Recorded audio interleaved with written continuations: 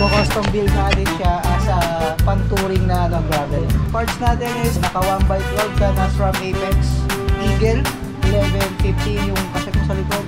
Then yung harap mo is 40 tip.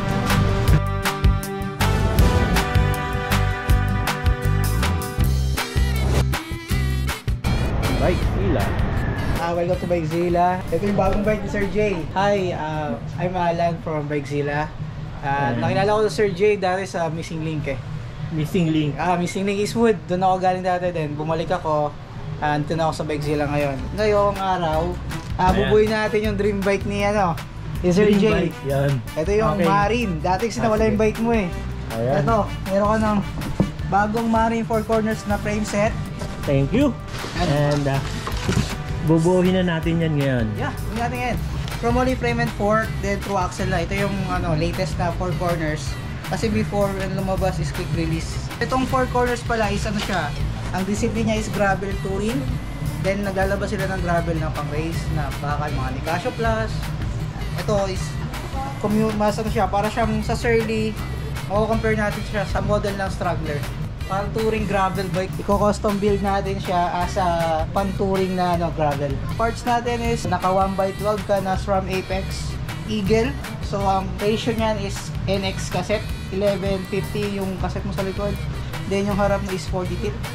Naka Brooks tayo na Brooks na cambium all-weather para hindi ka nagme-maintain. Cambium na carb. Ibig sabihin carb yung may butas sa gitna. Yan. Ang pattern niyan syempre yung Brooks cambium na na bar tape rubber 3mm for gravel.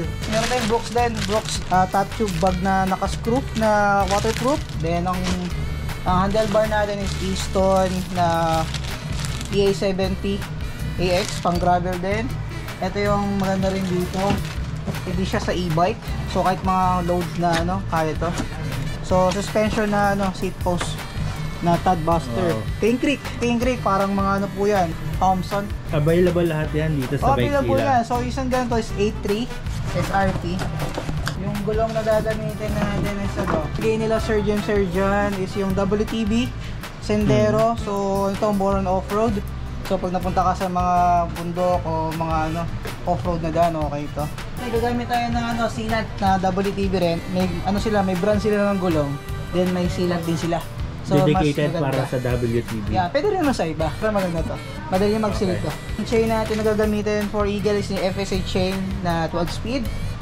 Then meron tayong double shot, yung baliktaran. So may clips yung kabila, may flats yung kabila. Tapos may kasama na rin bala yan. Ilalagay mo na lang sa sapatos mo to. Thank you. Then wheel set. Ito na. Meron tayong WTB Proterra na wheel set. 27.5 na gravel specific. True axle siya, then 6 bolt, then WTB hubs, WTB rin yung rim. So 6 poles.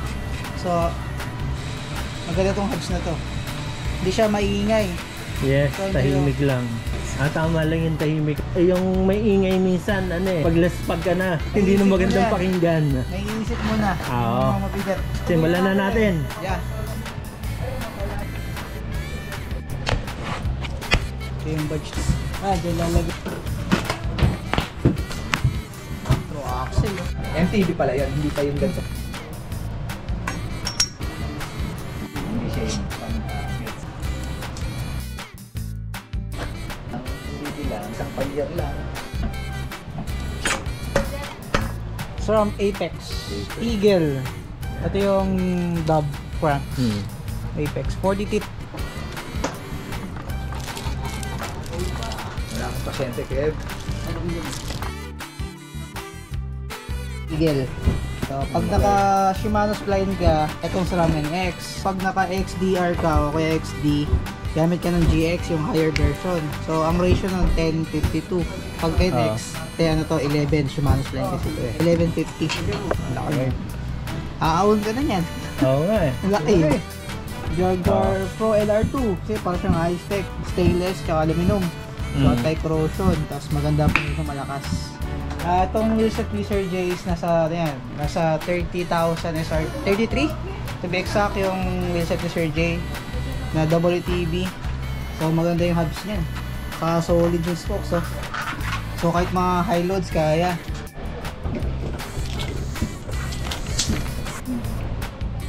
Barrel adjuster. Dapat muna.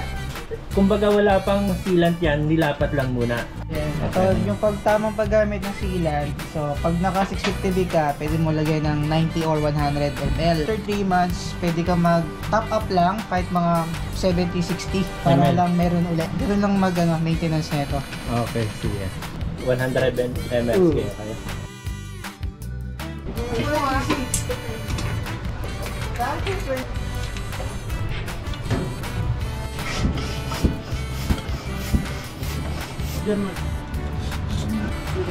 May alang-alang. Actually, fix. Thick. Pa nakikita sa Jerry. Lips na red na gamit. Naka-wireless. Ano pa? Apex. Yan. Eagle. Ito na lang yun. Ah, Left side. ano lang. Kaya more ang Cebu talaga.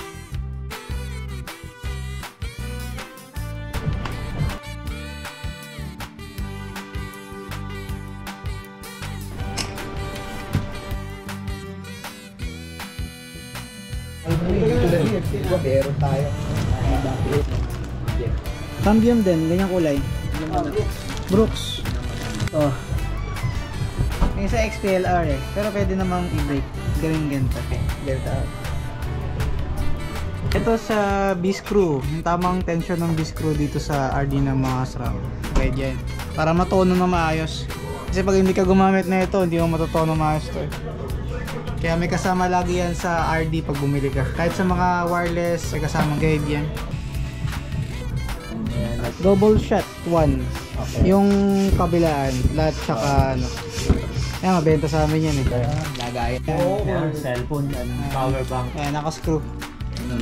Ayan. Ganun mo lang. Ang tornilyo. Oo, Okay. yan. Okay, ito dyan, gulong. Ganun ito. Gulong. Ayan, ang kakulay yun, oh. Cambium na, ano, octane, no? So, pogi. Oh, Brooks.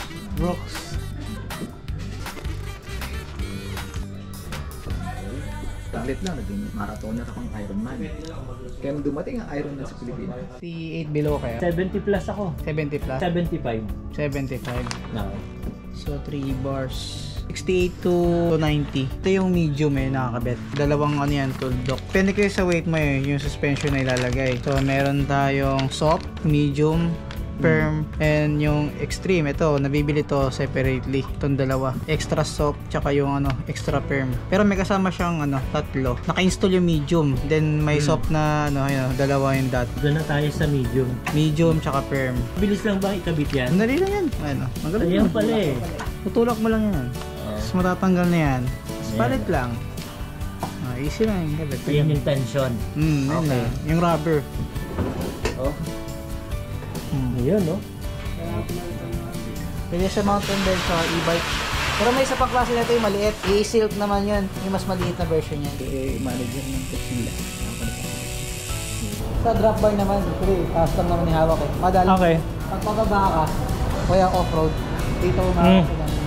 Pero nataas ito lang. So medyo traffic lang. Sanay ka naman. Likod, kanan. Test tayo.